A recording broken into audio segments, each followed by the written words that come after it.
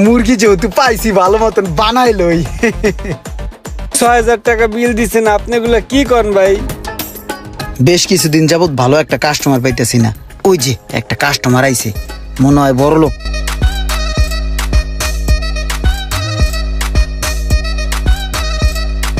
আসো নামো। এইখানে মানুষ হবো?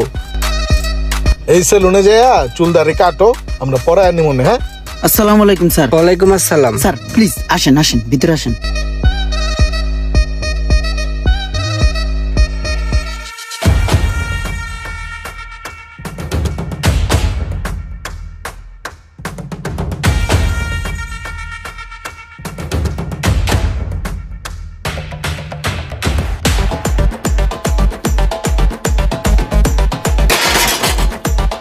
স্যার কোন কার্ডটা দিব আপনাকে?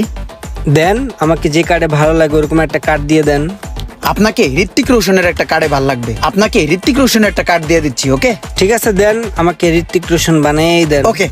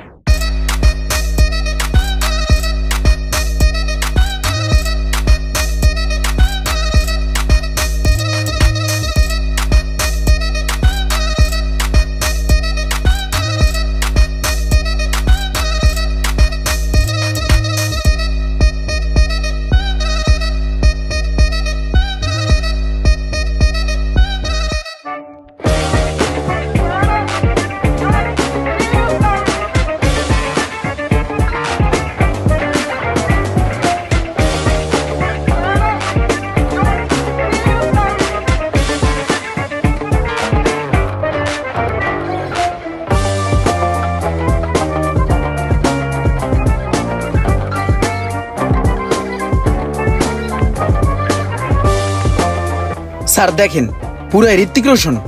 হ্যাঁ ঠিক আছে। স্যার আপনার চুলের সাথে ম্যাচিং করে আপনার দাড়িটা সুন্দর করে কেটে দিচ্ছি। ঠিক আছে, দেন।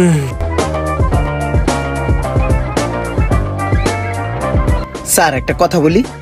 বলো। আপনার যে গাড়িটা না, সেই পুরো বাঘের মতন CHR, আমার একটা ড্রিম কার। আমার অনেক ভালো লাগে, আমি মাঝে মাঝে স্বপ্ন দেখি ওই গাড়িটা। স্যার এত সুন্দর একটা গাড়ির ভিতরে একটা ড্রাইভার রাখছেন, কেমন দেখা যায়, কেমন সোরের মতন, বাদারিয়ার মতন দেখায়। আর একটু স্মার্ট ড্রাইভার রাখবেন, বুঝছেন? আর যে একটা বডি গার্ড রাখছেন না, পেউডা, এগুলো চলে, এগুলো হচ্ছে অচল মাল। শুনেন স্যার, এমন মোড়া বডি গার্ড লয়ে যদি আপনার গাড়িতে বেশি দিন চলেন, আপনার গাড়ি সকেট জাম্পার যাবো গা, বুঝছেন? এগুলো চলে না, এগুলো বাদ দিয়া দিবেন।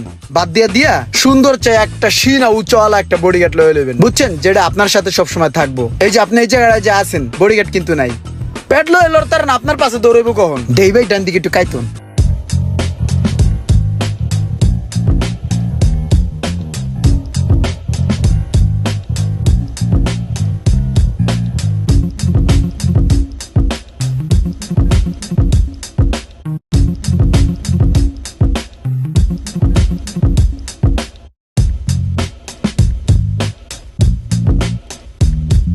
স্যার প্লিজ, আপনাকে অস্থির একটা কার্ড দিয়ে দিছি, দাড়িতে একটা প্রিন্স কার্ড দিয়ে দিছি, দেখেছেন?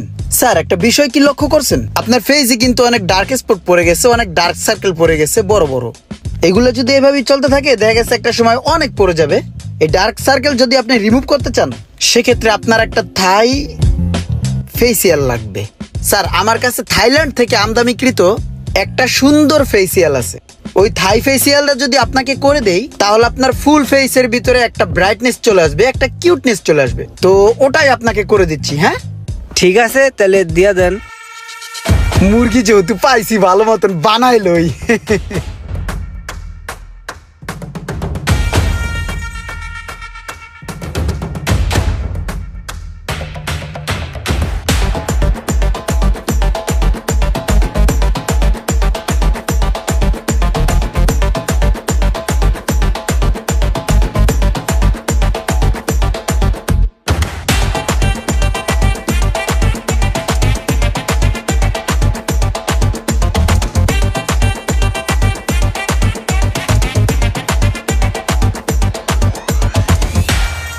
স্যার আপনাকে যেই ফেসিয়ালটা দিয়ে দিলাম এটা কিন্তু আপনাকে স্পেশাল সার্ভিস দিছে, এইভাবে কিন্তু অন্য কাউরে দেই না। আর যদি এই ফেসিয়ালটা আপনি মাসে একবার করে নেন তাহলে কিন্তু আপনার ফেস অনেক ব্রাইটনেস হয়ে যাবে, বুঝছেন?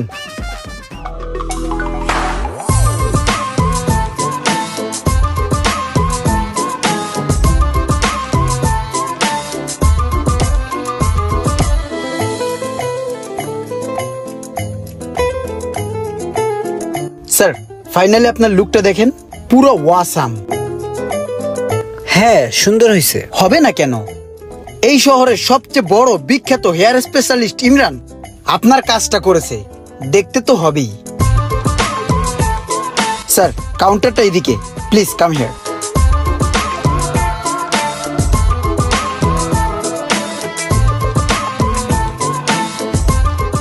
স্যার এই যে আপনার বিলটা, আপনার টোটাল আসতে হয়েছে 7,900 টাকা।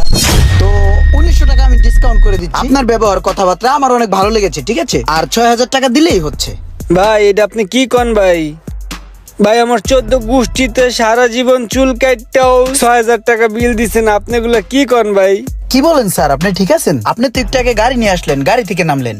ভাই আপনি আমার যা ভাবছেন আমি আসলে তা না ভাই। ওই গাড়ি ভাই আমার না ভাই, ওই গাড়ি আমার স্যারের গাড়ি। আমার এখানে আইয়া শুধু নামাই দিয়ে গেছে। সোহাগ ভাই, আমাদের নতুন শোরুমের জন্য তো একটা লোক লাগে, তো এরে নিয়ে আসছি আমাদের গ্রাম থেকে। এ আমার লতায় পাতায় পেঁচানো তালতো ভাই, এখন এরে যদি রাখি তাহলে কেমন হয়? হ্যাঁ আরে রাখলে তো ভালোই হয়, কিন্তু এর তো আগে মানুষ বানাইতে হইব।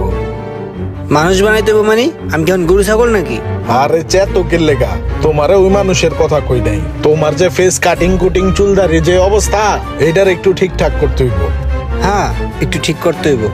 তো মামুন ভাই চলেন একসাথে যাই একটু সেলুন থেকে আর একটু মানুষ টানুষ বানাই লই, চলেন। চলেন, চলো তাহলে। এখন ভাই আমার বেতন ধরছে 3,000 টাকা, আপনার আমি 6,000 টাকা কেমনে দিমু ভাই কন? আমার দ্বারা আছে ভাই 600 টাকা। আমি ভাবছি কি চুল কাটতে লাগবে 60 টাকা আর শেভ করতে লাগবে 50 টাকা। আর এই যে আপনি কি মাখছেন না পাউডার মাউডার, হ্যাঁ মনে হয় 50 টাকা যাইতে রে ভাই। এখন কি করবো ভাই? এই 600 টাকা এখানে 500 টাকা আমি রাখিয়ে দেন, আর ওই 100 টাকা লাগবে মোর রিক্সা ভাড়া। খায়েন, আসসালামু আলাইকুম ভাই। আরে পুরো ধরা খেয়ে গেছি, 500 টাকা দিয়ে ভাগ্যে গেল গা। আমার কত কসমেটিক্স গেল হেয়ার পিছে, কত সময় দিলাম, কত কিছু চিন্তা ভাবনা করলাম। আমাদের দেশে এরকম অনেক সেলুন আছে যেখানে গিয়ে কিছু বলার থাকে না, কাজ শেষে নিজেকে বোকা মনে হয়। ইমরানের মতন কে কে ধরা খেয়েছেন এবং রোমানের মতন কে কে ধরা খেয়েছেন কমেন্টে অবশ্যই জানাবেন। ভিডিওটি ভালো লাগলে লাইক কমেন্ট শেয়ার করে দিবেন। আল্লাহ হাফেজ।